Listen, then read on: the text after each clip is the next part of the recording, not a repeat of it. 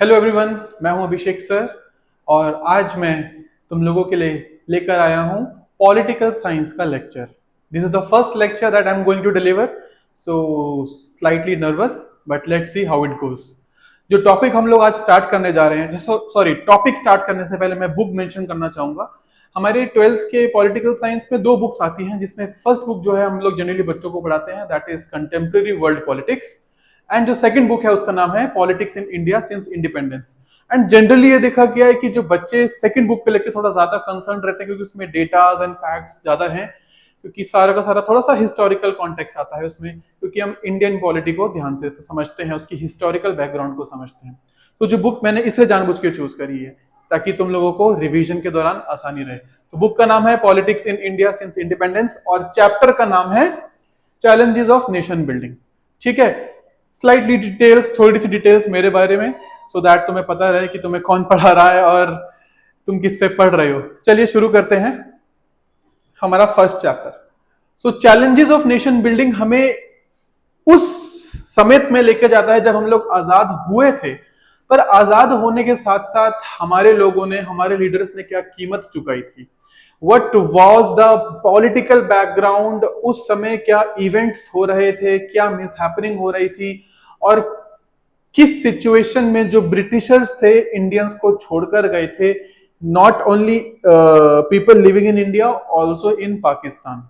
क्योंकि पहले तो अनडिवाइडेड इंडिया था, जो ब्रिटिश इंडिया था उसमें पाकिस्तान भी इंक्लूडेड था। बट जब डिमार्केशन हुआ, टेरिटरीज बनी, लाइंस, बॉर्डर्स बने, तब उसके बाद दो अपने पास कंट्रीज आ गई थी, है ना। तो 14 अगस्त 1947 की बात करें तो पाकिस्तान वाज बॉर्न। पाकिस्तान को हम कह सकते हैं ब्रिटिशर से आजादी मिली, और 15 अगस्त 1947 को इंडिया को ब्रिटिशर से आजादी मिली। और 15 अगस्त 1947, 15 अगस्त 1947 मिडनाइट, यानी कि रात के 12 बजे, हमारे उस समय के प्रधानमंत्री श्री जवाहरलाल नेहरू जी, उन्होंने एक स्पीच दी थी जिसका नाम था tourist with destiny. Tourist with destiny में वो बताते हैं कि क्या उन्होंने एक जो फेट था सोच कर रखा था कि इंडिया जो आने वाला जो आजाद भारत है वो कैसा होगा। ठीक है, तो रात को 12 बजे उन्होंने ये स्पीच दी थी। एंड दो चीजें थी जिसके बारे में प्रोमिस किए गए थे। दो प्रोमिस या दो हम बोल सकते हैं फंडामेंटल्स थे, क्योंकि अभी अभी नया देश बना है, तो दो बातों का ख्याल साफ साफ रखा गया था, जिसमें से सबसे पहली बात क्या थी कि कंट्री को रन करना है डेमोक्रेटिक गवर्नमेंट के थ्रू। क्योंकि हम देख सकते हैं कि पिछले 200 सालों से India was under the rule of British Raj, और उससे भी पहले मुगल एम्पायर था, मराठा एम्पायर था। तो कभी भी किसी भी इंडियन ने डेमोक्रेसी क्या होता है उसको नहीं चखा था। तो सबसे पहला उद्देश्य यह था कि डेमोक्रेसी क्या होती है, डेमोक्रेटिक गवर्नमेंट के थ्रू हम लोगों ने इस देश को चलाना है। और दूसरा कमिटमेंट यह था कि पुअर एंड सोशली डिसएडवांटेज्ड, क्योंकि उस समय डिस्क्रिमिनेशन बहुत ज्यादा होता था, जैसे कि हम रेशियल डिस्क्रिमिनेशन की बात करें, कास्ट बेस्ड डिस्क्रिमिनेशन की बात करें, जेंडर बेस्ड डिस्क्रिमिनेशन की बात करें, ठीक है, गरीबी बहुत ज्यादा थी। तो गरीबी एंड सोशली डिसएडवांटेज्ड ग्रुप्स को लेकर हमारी सरकार चिंतित थी कि इनके लिए आगे आने वाले समय में काम करना है। जो नया संविधान बनेगा उस संविधान में इस बारे में बात, इस प्रिंसिपल पे बात रखी जानी चाहिए। देन मूविंग फर्दर, आजादी तो मिल गई। अब आजादी तो मिल गई, आजादी के साथ आए चैलेंजेस, जिसमें से तीन कोर चैलेंजेस थे हम लोगों के सामने। जिसमें सबसे पहला चैलेंज था हम लोगों का यूनिटी एंड अकोमोडेशन। कहा जाता है भारत एक ऐसा देश है जहां हर 50-100 किलोमीटर को अगर आप ट्रेवल करते हैं तो उसके बाद भाषा बदल जाती है, रहन सहन बदल जाता है, खान पान बदल जाता है। तो ऐसा देश जहां पर इतनी सारी डाइवर्सिटी है, उनके बीच में एकता कैसे लेकर आए, उनके बीच में यूनिटी कैसे लेकर आए, अकोमोडेट कैसे करें इन सब लोगों को एक साथ।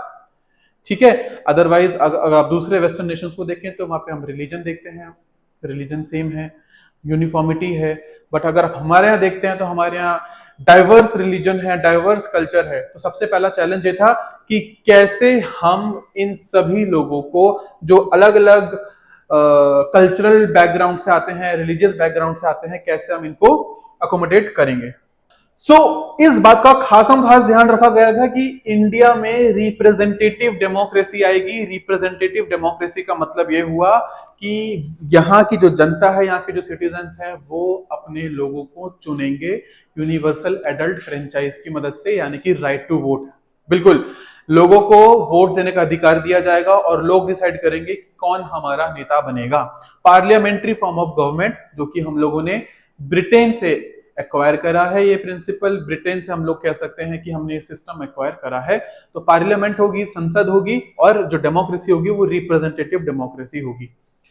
दूसरा चैलेंज था हम लोगों का कि डेमोक्रेसी को एस्टेब्लिश करना है। जैसा कि अभी थोड़ी देर पहले ही बताया मैंने कि डेमोक्रेसी लोगों को पता नहीं क्या होती है। तो डेमोक्रेसी को हम लोगों ने अगर इंस्टॉल करना है इस देश में, तो किन किन बातों का ध्यान रखना पड़ेगा, लोगों को क्या अधिकार देने होंगे, लोगों को उनके अधिकारों के बारे में पता होना चाहिए कि ये मेरे अधिकार हैं, मेरे साथ ये हो सकता है और ये नहीं हो सकता है, न्याय अन्याय, everything should be aware, citizens must be aware, vigilant. तो डेमोक्रेसी को एस्टैब्लिश करना सबसे बड़ा टास्क था।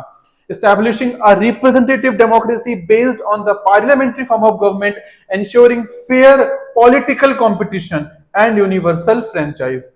तो लोगों को डेमोक्रेसी से अवगत कराना भी सबसे बड़ा चैलेंज था। जैसा कि हम आगे जाके पढ़ेंगे कि कैसे जब इंडिया में सबसे पहले इलेक्शंस हुए तो कितना बड़ा टास्क था और उन इलेक्शंस को कंडक्ट करने में कितना ज्यादा समय लग गया था।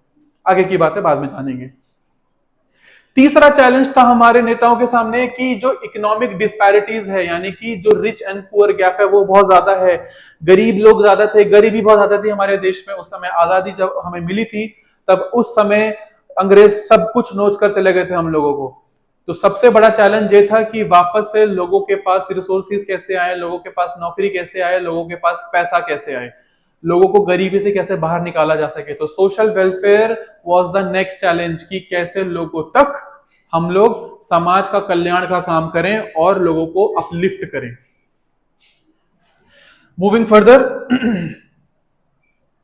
Yes, very very important topic, 6 number का क्वेश्चन बताया बोर्ड एग्जाम में। टॉपिक ये कहता है कि पार्टीशन, आजादी तो मिली बट एट व्हाट कॉस्ट, क्या खोया क्या पाया।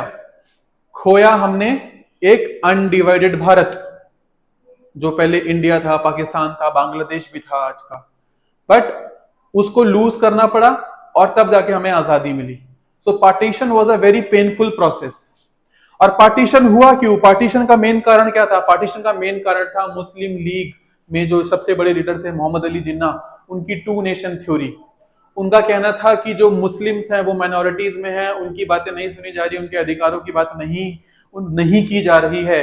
तो एक सेपरेट नेशन बनाना चाहिए जहां पे सिर्फ और सिर्फ मुस्लिम्स रहेंगे, and if interested other religion can join also, but the core concept was that we are going to make a nation, हम एक ऐसा राष्ट्र का निर्माण करना चाहते हैं जहां पे सिर्फ और सिर्फ मुस्लिम्स रहेंगे, मुस्लिम पॉपुलेशन रहेगी, क्योंकि इंडिया में मुस्लिम माइनॉरिटीज में है और उनकी बात का ध्यान इंडियन नेशनल कांग्रेस नहीं रख रही है।